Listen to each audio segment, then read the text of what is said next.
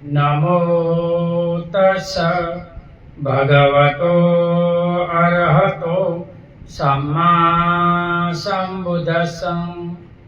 नमो तस्स भगवतो अरहतो सम्मा सम्बुद्दस्स।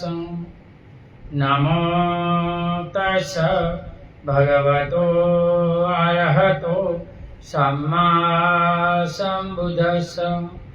बुद्धं शरणं गच्छामि, धम्मं शरणं गच्छामि, संघं शरणं गच्छामि।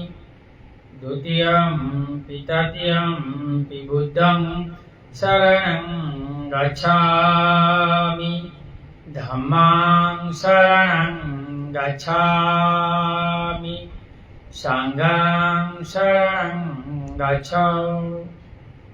इतिपिसो भगवा अरहं सम्मा सम्बुद्धो बीजाचरण संपन्नो सुगतो लोकविदो अनुत्तरो पुरुषधम्म सारथि सत्थ देवमनुष्याणां बुद्धो भगवन्।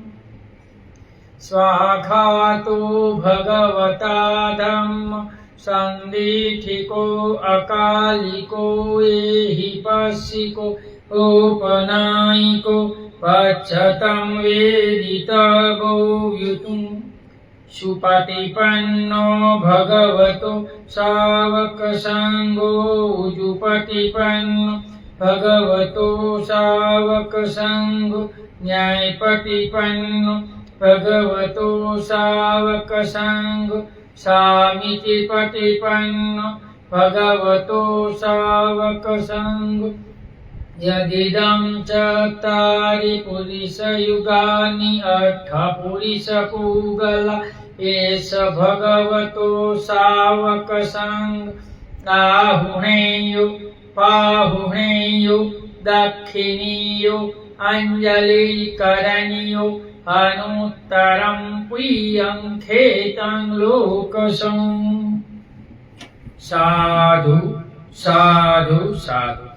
वर्षावास में अमरबोध विहार सुरेंद्रनगर गुजरात से भिक्षु पथिक श्रेष्ठी बुद्धिसत्व डॉक्टर भीमराव आंबेडकर लिखित ग्रंथ भगवान बुद्ध और उनका धम्म पढ़कर आपको सुनाते हैं। भाग 7वां। सभ्यता तथा मित्रता। उन्होंने क्या अस्वीकार किया, उन्होंने क्या परिवर्तित किया, उन्होंने क्या स्वीकार किया। भाग 7वां। साम्यता तथा भिन्नता। उन्होंने क्या स्वीकार किया। दार्शनिक तथा धार्मिक विचार सरणी के इस पर्यवेक्षण से यह स्पष्ट है कि जिस समय भगवान बुद्ध ने अपने शासन की नींव रखी उस समय कुछ विचार और मान्यताएं ऐसी थी जिन्होंने लोगों के दिमाग में घर बनाए रखा था। वे विचार और मान्यता ये थे। विचार और मान्यताएं अलग अलग 62 प्रकार के पंथ है। चाहे धर्म तो 303 पंथ दिखाते हैं, लेकिन सच क्या बात है, तो सच क्या है वो तो दोनों में लिखा हुआ। पहला क वेदों को स्वत प्रमाण मानना। तो उस काल में लोग वेदों को स्वत प्रमाण मानते थे। ख आत्मा के मोक्ष में विश्वास, अर्थात इनका पुनर्जन्म, कि आत्मा मरती नहीं, खोलियां बदलती है, इनका मोक्ष हो जाता है, इसमें निकली दूसरी में गई तो मोक्ष। द धार्मिक संस्कारों का यज्ञादि करने को आत्मा को मोक्ष का साधन मानना, कि जो राजा यज्ञ करेगा, पशु बलि करेगा तो इनका मोक्ष मिलेगा, ऐसे मोक्ष नहीं मिलेगा। सामाजिक संगठन के निमित्त चातुर्य व्यवस्था को आलस्य मानना, तो संसार में जो लोग जीते हैं इनको चातुर्य वर्ण में जीना पड़ेगा। एक वर्ण का दूसरे वर्ण में नहीं पढ़ना है, एक वर्ण में जो मनुस्मृति में दिखाया वही करना है और नहीं। ईश्वर निमित्त में विश्वास और ब्रह्म सृष्टि का आधार सिद्धांत में विश्वास। ये दुनिया ईश्वर ने बनाई, इसमें विश्वास रखना, और ब्रह्म मुक्ति से मुक्ति है ये विश्वास रखना। 6 आत्मा में विश्वास। 6 संसरण अथवा आत्मा एक शरीर से दूसरे शरीर में जाने का विश्वास, कि खोलिया बदलता है, आत्मा तो वैसे रहता है। कर्म में विश्वास अर्थात इस जन्म में आदमी को जो भी स्थिति परिस्थिति है उस सबको पूर्व का परिणाम है। अगले जन्म में तुमने मनुष्य के जीवन में जो थे वहां जो तुमने कर्म पूरे किए थे, इसलिए तो यह अस्पृश्य जन्मा है, तो अच्छा खाने पीने का तुझे अधिकार नहीं है, तो यहाँ भगवान की ईश्वर की भक्ति का तो दूसरा जन्म तुझे अच्छा मिलेगा। तो ये विश्वास रख, तो ये तो सच्चा वरना गलत। अपने बुद्ध शासन की स्तंभों की स्थापना करे समय बुद्ध ने इन परंपरा मान्यता विचारों के साथ अपने ही अनोखे ढंग से बर्ताव किया। तो बुद्ध ने ये सब फेंक दिया कि भाई मैं इसमें नहीं मानता, ये सब वेद नहीं भेद है, मुझे इसमें नहीं पढ़ना है, मुझे मेरा काम करना है। ये वे बातें हैं जिनका बुद्ध ने सर्वथा त्याग किया। बुद्ध कहते ईश्वर नहीं है, आत्मा नहीं है, परमात्मा नहीं है, ब्रह्म नहीं है, इसमें नहीं पढ़ना है। संसार मनुष्य के जीवन कल्पों में मिलता है, बार बार मिलता है, तो यहाँ मनुष्य के जीवन मिला है तो कुशल कर्म करो, अकुशल कर्म न करो, दान कर्म करो, पुण्य कर्म करो, धर्म कर्म करो। भगवान कहते जो कंजूस और लोभी होते हैं वो स्वर्ग नहीं जाते, वो दुख भोगते हैं मेरे योनि में जाकर। तो हम देखते ज्यादातर जो नए बोध बने वो दान में नहीं समझते। अभी वर्षावास है तो भिक्षु को दान करना चाहिए, तो दान देना ठीक नहीं लगता है इन लोगों को। गुजरात में से कैसे लोग पता नहीं, बाहर से आते हैं इनको देते, घर का की पालका का पंडित ऐसा है, बाहर से आते हैं पैर में पड़ जाते हैं, क्या करें, परिस्थिति ये है।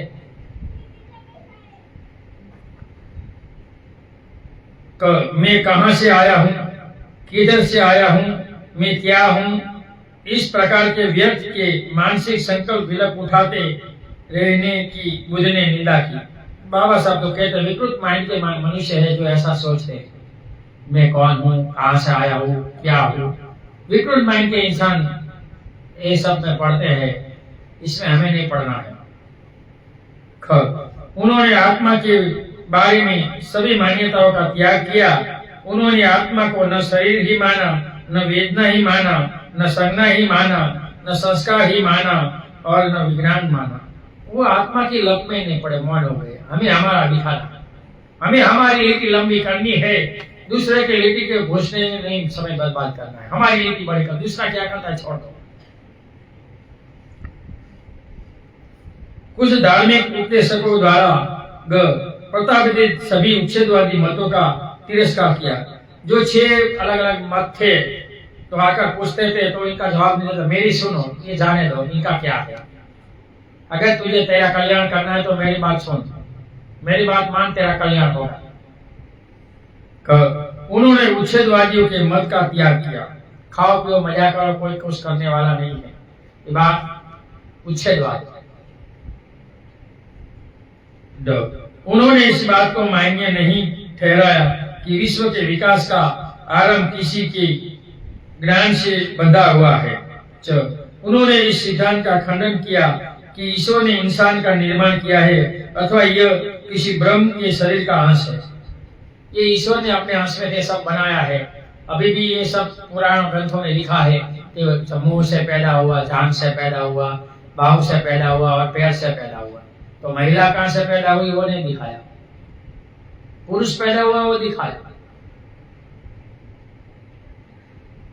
आत्मा के अस्तित्व की तो उन्होंने उपेक्षा की और उसे सर्वथा इनकार किया कि आत्मा जैसा कुछ नहीं है। नाम रूप का जो सिद्धांत बुद्ध ने दिया, इनको ये लोग आत्मा मानते हैं, नाम और रूप। रूप में 4 तत्व आता है, पृथ्वी, प्राणी, अग्नि और वायु। इसमें जो जड़ तत्व है वो पृथ्वी है, वायु तो वायु गैस प्राण वायु है, हजम होता है वो अग्नि है, और लहू पानी पेशाब वो पानी है। ये और नाम में 4 तत्व होता है, वेदना, संज्ञा, संस्कार और विज्ञान। 4 और 5, ये 5 जो वस्तु है इनको ये लोग आत्मा कहते हैं, लेकिन वो आत्मा नहीं।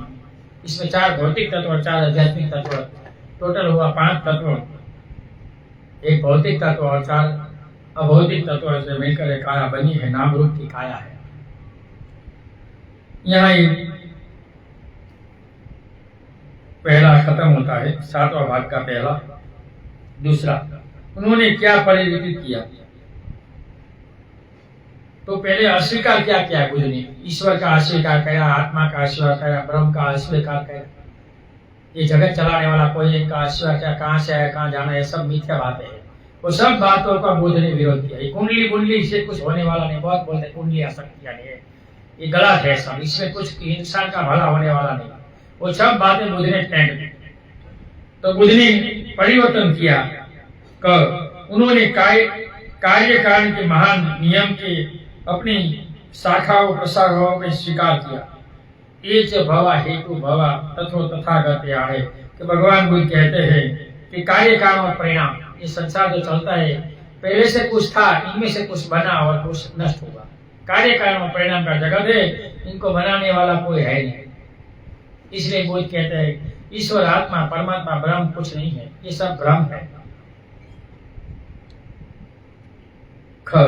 उन्होंने जीवन के निराशावादी दृष्टिकोण का खंडन किया और साथ ही इस मूर्खतापूर्ण दृष्टिकोण का भी, किसी ईश्वर ने इंसान को संसार का भविष्य पहले से निश्चित कर रखा है, वो बात भी त्याग किया। कोई ईश्वर कुछ नहीं है, ईश्वर इंसान ने बनाया है। तो हम बचपन से 7 साल तक का जो माइंड होता है वो अच्छा बुरा नहीं सोच सकता, ओके। और 7 साल के बाद जिनको जो संस्कार मिलते हैं 90% लोग इनमें चलते, 10% इससे बाहर निकलते हैं। तो जब बच्चा होता है तब इनको बार बार एक बात बता दो तो वो उसे ही मानता है। अगर तुम इसको कहोगे कि माता जी तो डॉक्टर बनेगा तो वही बोलेगा मुझे माता जी ने बनाया, क्योंकि माइंड का संस्कार है इसमें, तो और मैं क्या बदल सकता है।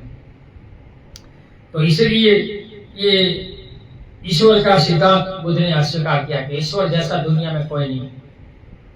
तो मिथ्या दृष्टि वाले लोग बोलते हैं बुद्ध ने बोला भगवान नहीं है, दुनिया में भगवान बुद्ध एक ही है, बाकी सब ईश्वर है। जो ऊपर से टपकते हैं वो ईश्वर है, बाकी कौक से जन्म लेता है वो भगवान है और भगवान बनना पड़ता है। इनका सूत्र है पाली में भगो, भग रागो भग दोषो भग मोहो इति पिसो भगो। कोई भी व्यक्ति अपने राग द्वेष मोह का समन करके निर्वाण पाकर भगवान बन सकता है। दास नहीं बनना है, वहां दास बनना है, तो ईश्वर नहीं बन सकते। तो ईश्वर और दास में फर्क है। ईश्वरों में दास होते हैं, यहाँ दास नहीं होते।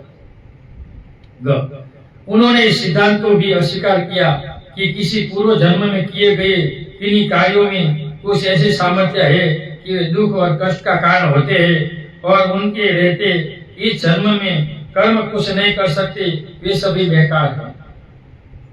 देखो कि अगले जन्म में चिपकता है सब वही है, ये बात बुद्ध ने अस्वीकार किया। बात कष्ट गलत है, ऐसा कुछ नहीं है।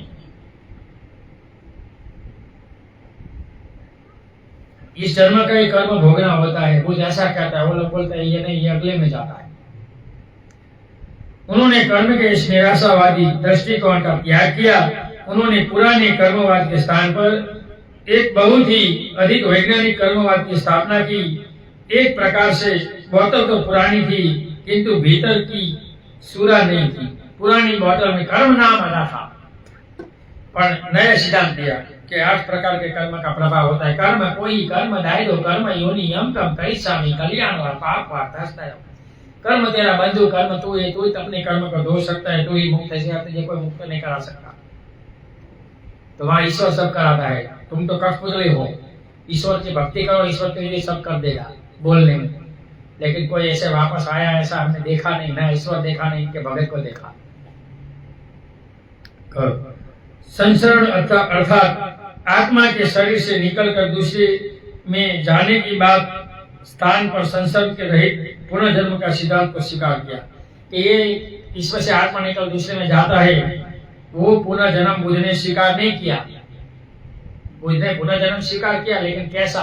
एक दिए से दूसरा दिया जलता है वैसा। एक शब्द सुनकर दूसरा शब्द बोलता है ऐसा। मैं बोला तो शब्द क्या आपके कान में पेट में घुसा? नहीं, इसके तरंग आपको मिले और तरंग से आप बोले। तो ऐसे बिना आत्मा का पुनर्जन्म बुद्ध में होता है। हम पुनर्जन्म को मानते हैं लेकिन आत्मा वाला नहीं। उन्होंने मोक्ष अथवा आत्मा की मुक्ति के सिद्धांत के स्थान पर निर्वाण सिद्धांत की स्थापना की। तो पुराने धर्म में मोक्ष और आत्मा की मुक्ति थी कि अच्छे घर में चले जाए, यहाँ से निकल जाए, ईश्वर के चरणों में चली जाए तो तुम्हारा मुक्त है। तो गुरु जो नाम शरण देता है इसको करो। कर्म तुम्हारा और गुरु कैसे तोड़ सकता है? गुरु को कैसे पता है? हजारों शिष्य होते हैं, लेकिन मूर्ख लोग वो सब बात मान लेते हैं। तो निर्वाण, और निर्वाण जो जीते जी होता है, राग द्वेष मोह का शमन करना। जो अपने राग द्वेष मोह का शमन करता है वो निर्वाण हो जाता है। निर्वाण व्यक्ति संसार में नहीं रह सकता, वो भिक्षु हो जाता है या इसकी मृत्यु हो जाती है। और ये गुरु परंपरा वाले निर्वाण यानी मर जाना बोलते हैं, लेकिन ये गलत अर्थ है इनका। निर्वाण यानी राग द्वेष मोह का शमन, मुक्त हो जाना, जन्म मरण से मुक्ति लेना, वो निर्वाण। वो जीते जी होता है, मरने के बाद नहीं। इसी प्रकार बुद्धि का शासन एक मौलिक समुदाय है। इसमें जो कुछ थोड़ा बहुत पुराना है वह या तो बदल दिया गया है या नई व्याख्या कर दी है। इसलिए बुद्ध बोलते हैं शब्द मत पकड़ो।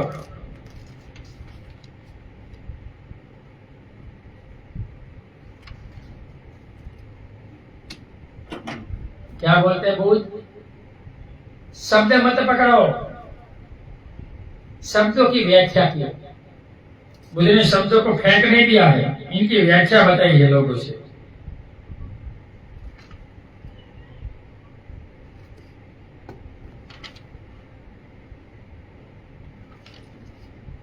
व्याख्या बताई बुद्ध ने। बुद्ध बोले है शब्द न कर्म, तो ब्राह्मणी धर्म में बुद्ध में भी है। भगवान वो शब्द भी दोनों में है, पूजा ये शब्द भी दोनों में है, भाग्य ये शब्द दोनों में है, स्वर्ग दोनों में है, नरक दोनों में है। लेकिन अर्थ का अनर्थ, अर्थ का अनर्थ है तो वो पता होना चाहिए। बुद्ध बोलते हैं शब्द को मत पकड़ो, व्याख्या को पूछो, जवाब पूछो। आपको ऐसा लगता है तो जवाब पूछना चाहिए। ये स्वर्ग दूसरा दिखाते हैं, हमारे स्वर्ग तो चित्त की अवस्था है, जो चित्त ब्रह्मलोक में जाता है वो चित्त की अवस्था है। तो ये लोग स्वर्ग तो दूसरा और दिखाते हैं, तो दोनों में फर्क होता है। मैंने वो मैत्री का गुण लिखा तो पूछा स्वर्ग कहाँ है दिखाओ, मैं तो दिखाने की अवस्था नहीं। वो चित्त की मृत्यु के समय अवस्था है। जो ज्ञानी लोग होते हैं वो 12 ब्रह्मलोक में इनकी चेतना जाती है, जन्म मरण से निकलती है, 31 लोक में जाती है, इसमें ब्रह्मलोक में जाती है। इसकी बात है भाई। वो बोलते हैं ऐसा नहीं, ये देवता लोग को स्वर्ग लोग बोलते हैं, हम इसको काम लोग बोलते हैं। देवता लोग को काम लोग है वो। तो बहुत शब्दों के कारण पीछा दृष्टि है। तो कोई भिक्षु बोलता है कि बुद्ध धर्म नहीं है, धर्म है। अरे मूर्खो, तत्व ज्ञान में डिफरेंट है धर्म और धर्म। ओके, और अर्थगणन में कोई भेद नहीं है। पाली में हिंदू को भी धर्म कहा जाएगा, इस्लाम को भी धर्म कहा जाएगा, क्रिश्चियन को भी धर्म कहा जाएगा। इंग्लिश में सबको रिलीजन कहा जाएगा, बुद्ध को भी रिलीजन कहा जाएगा, हिंदू को भी रिलीजन कहा जाएगा, सिख सबको कहा जाएगा। रिलीजन इंग्लिश शब्द है, धर्म पाली शब्द है, धर्म संस्कृत शब्द है यानी हिंदी शब्द है। तो ये शब्द में कुछ नहीं है। गुजराती हिंदी अनुवाद में बहुत धर्म बोला जा सकता है, इसमें कोई गलती नहीं है। लेकिन मूर्ख लोग शब्द पकड़ते अर्थ नहीं समझते। मनोवाद, अरे तो तुम मनोवाद नहीं, तुम अंधभक्त हो। सबसे ज्यादा अंधभक्त गुजरात में बुद्धिस्ट लोग हैं, क्योंकि इनको बाहर के भिक्षु सबको ठीक लगते हैं। यहाँ आकर मीठी मीठी बात करते चले जाते हैं, यहाँ की अच्छी तरह विश्वास करते, साधना करते, अभ्यास करते। वो सही नहीं है, ये उपासक सब सही है। तो सबसे ज्यादा अंधभक्त गुजरात में है। जो दीक्षा लेते हैं घर जाकर सो जाता है, बीवी आदि हिंदू आदि बोध होती है, और वो बोध होता है, रेली रेला करते हैं और बुद्ध धम हो गया। विधि विधान करा बुद्ध हो गया। विधि विधान धम नहीं है,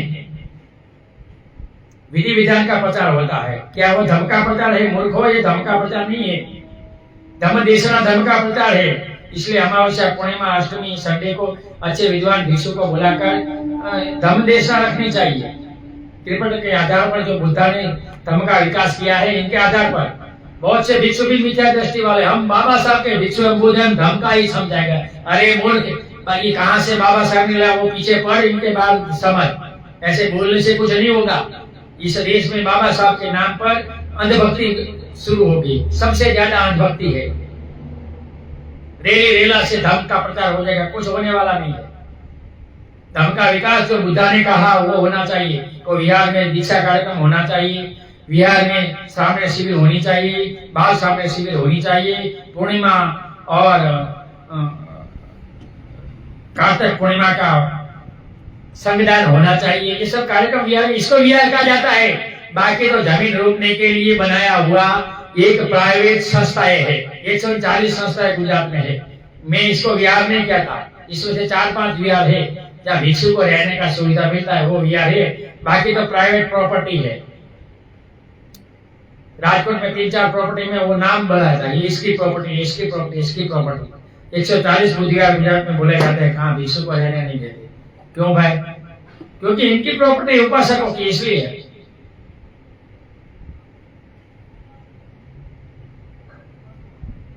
तो ये मिथ्या दृष्टि से बाहर आना चाहिए। बुद्ध ने मिथ्या दृष्टि से बाहर आने को कहा कि सम्यक दृष्टि कौन सी है कि बुद्धम संघ और शिक्षा पर श्रद्धा रखकर इसको एक्सेप्ट करना। शंका मत करो, धर्म की शिक्षा पर शंका करना ठीक नहीं है। बुद्ध ने नहीं कहा कि उपासकों मेरी शिक्षा पर शंका करो, कहीं भी एक भी सूत्र बताओ, कहीं कहा है? कलाम सूत्र में कहा, लेकिन किसको कहा, क्यों कहा, किसके आधार पर कहा, वो पता होना चाहिए। अर्थघटन कहीं कोई भी करना गलत है। मूल भाषा को जानना, अर्थघटन करना तो पहले मूल भाषा को पता होना चाहिए। किसको कहा, क्यों कहा, किस जगह कहा, वो एविडेंस के आधार पर अर्थघटन होता है। कहीं भी कुछ बोल देने से नहीं हो जाता है। ज्यादातर मिथ्या दृष्टि में विद्वान हो गए, सब अम्बेडकरवादी, आडंबरवादी हो गए, वो सही और सब झूठे। नीतिवान तो है नहीं कोई, पहले शील का आचरण करो, इसके बाद बोलो। कितना भी तुम्हारा संगठन कोई चलने वाला नहीं है। कितने टूट गए, चमचा युग पुस्तक सब चमचा युग हो गए। अच्छी बात है। अभी आगे हम पढ़ते हैं तीसरा, 7वां का तीसरा लास्टवां भाग। उन्होंने क्या स्वीकार किया? तो बुद्ध ने क्या स्वीकार किया, इस बात पर हम बोलेंगे। ज्यादातर आक्रोश के कारण बोला गया, क्षमा करना, ये नहीं कहना चाहिए, लेकिन क्या करें, परिस्थिति ये है। अपने को बोध कहते हैं, लेकिन कोई बोध नहीं है।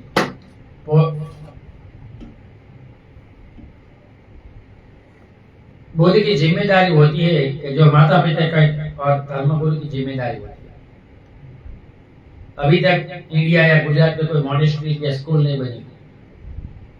उपासकों को मिलकर एक पूरे जिलाओं के मिलकर मॉनेस्ट्री बने, चाहे केवल इसमें बच्चे पढ़े, चाहे सिलवार भिक्षु रहे।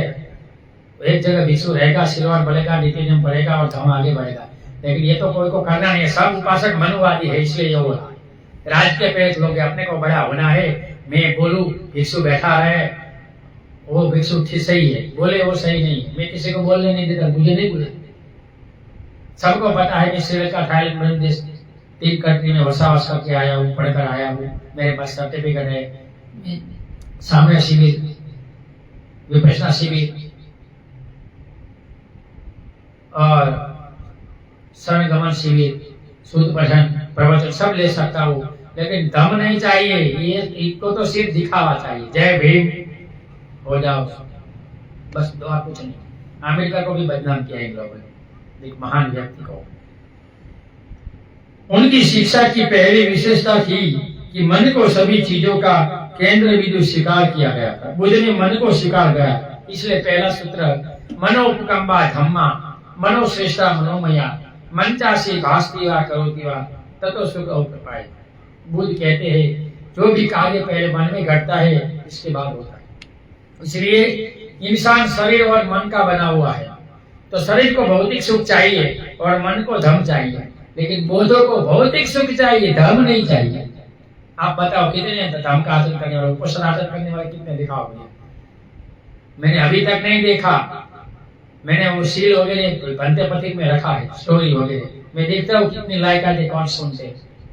सिर्फ दिखावा करना हिंदू की तरह, इसमें उपवास नहीं, इसमें ये तो यही हुआ, तो तुम वही पढ़े रहो ना, पलित यहाँ क्यों आते हो? हमें मत सिखाओ। हमने घर बार छोड़े हैं धर्म के लिए, हम ये आए, तुम नहीं है। तो बुद्धिज्म की केंद्र बिंदु मन है। मन चीजों का पुरोगामी है, वह उस पर प्रभाव डालता है, वह उन्हें पवित्र करता है। यदि मन को समझा जाए तो सब चीजें समझी जाएगी। इसलिए बुद्ध ने कहा मन को पवित्र करो, और मन को पवित्र करने के लिए बुद्ध ने, बाबा साहब ने, बुद्ध ने पवित्रता का जो मार्ग दिया वो उपोषण का मार्ग है। इसलिए उपासकों को पंचशील का आचरण करना चाहिए, 80 उपोषण रहना चाहिए, और वर्षावास में अनागारिक 10 उपोषण रहना चाहिए। अगर जिनको सोतापति बनना है और जन्म मरण चक्र को 31 श्लोक का अनुभूति लेनी है तो आपको वर्षावास में अनागामी कुपोषित करना चाहिए। जो वो करेगा वो सोतापति सतुतगामी अनागामी मार्ग पर जा सकता है। उदाहरण में भगवान ने ये बताया, लेकिन कोई उदाहरण पढ़ते नहीं है और ये पता नहीं है। क्योंकि भिक्षु क्यों बनता है? भिक्षु तो निर्वाण के लिए भिक्षु बनता है, इसलिए भिक्षु को नियमित सुबह उठकर साधना करनी चाहिए। भिक्षु में राग द्वेष मोह नहीं होना चाहिए। भिक्षु को हर वैश्य पूर्णिमा को चुस्ता से उपोषित का पालन करके 227 से पढ़ना चाहिए। मैं कहाँ पहुंचा हूँ। चार पराधिका का पूरी तरह ख्याल रखना चाहिए। लेकिन अभी मुझे भिक्षु ऐसे कम दिखाई देते, सब मुझे बहुत भिक्षु नहीं दिखाई देते, बहुत बाबा दिखाई देते। भिक्षु नहीं बोलूंगा, भिक्षु तो शील को मानता है, बाबा शील दिल नहीं मानता। कपड़ा पहनता है, खाता है और मजा करता है और अंधभक्त हो गए सब। 90% उपासक अंधभक्त है। चीवर देखा पड़ जाओ, ध्यान दे दो, मीठी बात हुई, घूमो बादशाह के साथ घूमो।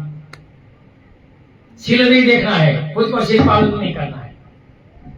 और भिक्षु भी नहीं दिखाते। अगर शीलवान उपासक आएगा तो हमें फेंक देंगे, हमें कोई नहीं मानेगा। इनको भी डर लगता है, इसलिए कोई भिक्षु उपासक का नहीं कहता, मैसेज नहीं डालता, शील की बात नहीं करता। करते बताओ।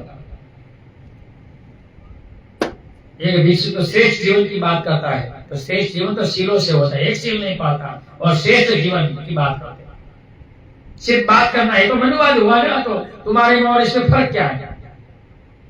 मनोवाद बोलते कुछ करते नहीं है, तो ये भिक्षु भी ऐसे हो गए। मन की सब मानसिक क्रियाओं में प्रधान है, मन ही मुख्य है।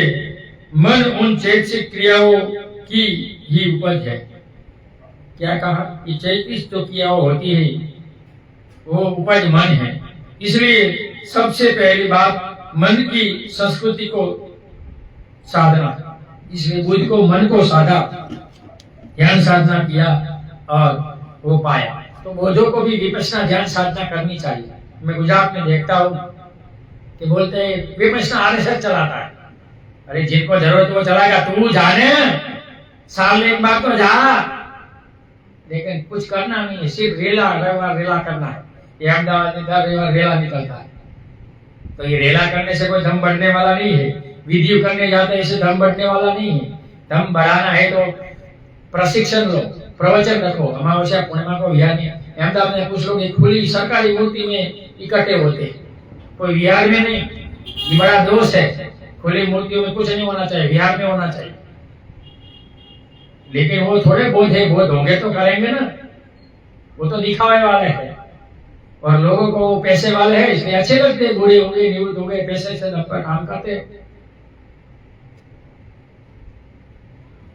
बुद्ध की शिक्षाओं की दूसरी विशेषता यह है कि उनके अनुसार मन ही उन सब भलाइयों और बुराइयों का स्रोत है जो हमारे भीतर उत्पन्न होती है और उनका हमें बाहर से शिकार होना पड़ता है। मन में जो अंदर विचार आता है बाहर अमल में आता है। इसलिए हमें मन को शुद्ध और पवित्र करना है। तो इसलिए भगवान ने जो दुख मुक्ति का 3 मार्ग बताया, पहला मार्ग पवित्रता का, दूसरा मार्ग सदाचार का और तीसरा मार्ग सद्गुण का। तो पवित्रता का मार्ग कौन सा है? उपोषण, 8 उपोषण करना चाहिए। सदाचार का मार्ग अष्टांग मार्ग, सम्यक दृष्टि, सम्यक संकल्प, सम्यक वाचा, सम्यक कर्म, सम्यक आजीविका, सम्यक व्यायाम, सम्यक स्मृति और सम्यक समाधि। शील समाधि प्रज्ञा वो सदाचार का मार्ग है। और सद्गुण का मार्ग 10 पारमिता, जो 10 पारमिता है, दान, शील, निष्क्रिय, प्रज्ञा, विवेक, शांति, उपेक्षा, मैत्री और समाधि, जो 10 पारमिता है वो गुणों का मार्ग। और बाबा साहब ने वो 10 पारमिता पूर्ण की। बोधिसत्व, जो बोधिसत्व 5 दान देता है और 10 पारमिता पूर्ण करता है, इसको बोधिसत्व। वो बाबा साहब धार्मिक पुरुष थे, बहुत थे। फिर भी हम देखते हैं कि इनके जो पुतले रखते हैं तो इंसान की तरह रखा जाता है। कोई आदर से कोई भिक्षु को बुलाकर करना चाहे वो नहीं होता है, क्योंकि मूर्ख दलित लोग है ना, मूर्ख है। अगर वो बौद्ध एंगल से देखते तो वो अच्छा काम करते, लेकिन ये कुछ नहीं करते। क्या करें, ऐसा तो होता रहता है।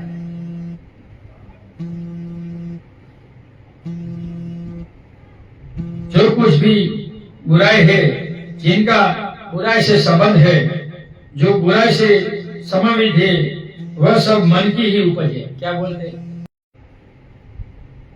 भलाई और बुराई दोनों मन की उपज है, वो मन से ही होता है।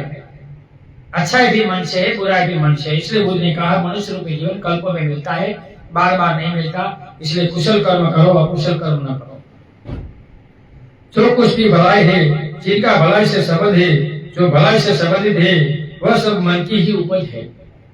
यदि मनुष्य बुरे मन से कुछ भी बोलता या करता है तो दुख उनके पीछे पीछे वैसे ही हो लेता है जैसे गाड़ी के पहिए गाड़ी को खींचने वाले बैलों के पीछे पीछे। इसलिए अपने चित्त को निर्मल बनाए रखना ही धर्म का सार है। क्या बोले कि तुम बुरा करोगे तो बैल दौड़ता है तो पीछे पीछे थक जाता है, वैसे होगा। अगर तुम कुशल कर्म करोगे तो परछाई तुम्हारी साया नहीं छोड़ती, ऐसा सुख तुम्हारा साया नहीं छोड़ता। इसलिए सुखी होना है तो बुद्धिज्म में आओ। बहुत से लोग बोलते हैं कि जाति से मुक्ति के लिए बुद्ध में आना है, गलत बात है। सुखी के लिए आओ बुद्ध में, जाति मुक्ति के लिए नहीं। सुख में आएंगे तो सब हो जाएगा, सुख मिलेगा। उनकी शिक्षाओं की तीसरी विशेषता है सभी पाप कर्मों से विरत। बहुत से लोग बोलते हैं बुद्ध में कहाँ पाप पुण्य आता है। अरे भाई ये बुद्ध का ही शब्द है, लेकिन दूसरों ने ले लिया था, हम क्या कर सकते हैं? इनकी व्याख्या मांगो कि पाप किसको कहा जाता है, पुण्य का किसको कहा जाता है। बहुत से मूर्ख होते हैं, विद्वान उपासक हो गए हैं, टांग खींचने वाले, पढ़े लिखे है, टीचर है, इंजीनियर है, डॉक्टर है तो हम महान है। उनकी शिक्षाओं की चौथी विशेषता यह थी कि धर्म ग्रंथों के पाठ में नहीं है बल्कि धर्म जीवन जीने में है। बुद्ध ने कहा मेरा पठन करने से कोई लाभ नहीं होगा, ऐसा जीवन जीना है। इसलिए बुद्ध ने उपनिषद मार्ग बताया। जो बौद्ध उपासक बनते हैं अपने घर में ऐसा पूजा स्थान बनाने चाहिए, और जो मैं सूत्र पहले बोलता हूँ वो सूत्र रोज सुबह शाम बोलना चाहिए। इसमें बोलता हूँ ना मैं, वो वही सूत्र है। सुबह उठकर मुंह धोकर ऐसा पूजा स्थान बनाओ, सूत्र बोल लो, उसके बाद खाओ लो, शाम को भी करो। 1 महीने के बाद देखो तुम्हारे में कितना परिवर्तन आता है। क्या कोई ये कह सकता है कि बुद्ध का धर्म उनका अपना आविष्कार न था, उनकी उत्पत्ति थी? तो बुद्ध का धर्म इनकी आविष्कार है, इनकी उत्पत्ति नहीं। इनका आविष्कार है, इनकी उत्पत्ति नहीं। तो यहाँ ये पहला भाग का छठा भाग है, वो खत्म होता है 7वां भाग, और समय भी हो गया है। ऑनलाइन और सामने सुनने वाले सभी लोगों को सुने हुए काम पुण्यानुमोदित करते हैं। सुने हुए धर्म से आप सभी लोग सुखी हो, निरोगी हो, आपका कल्याण हो, आपका मंगल हो। ऑनलाइन और सामने सुनने वाले सभी लोगों को सुने हुए धर्म में सिखाने के सिस्टम में आप किसी को कोई दुख लगा हो तो मेरा कोई इरादा ऐसा नहीं था, क्षमा करना। नथि मे शरणम आयम बुद्धो मे शरणम वरम एतेन सच्चवाजेनम होतु मे जय मंगलम। नथि मे शरणम आयम धम्मो मे शरणम वरम एतेन सच्चवाजेनम होतु मे जय मंगलम। नथि मे शरणम आयम संघो मे शरणम वरम एतेन सच्चवाजेनम होतु मे जय मंगलम। नमो बुद्धाय, नमो धम्माय, नमो संघाय। साधु साधु साधु। सबका मंगल हो, सबका कल्याण हो, सब सुखी हो, सब सुखी हो।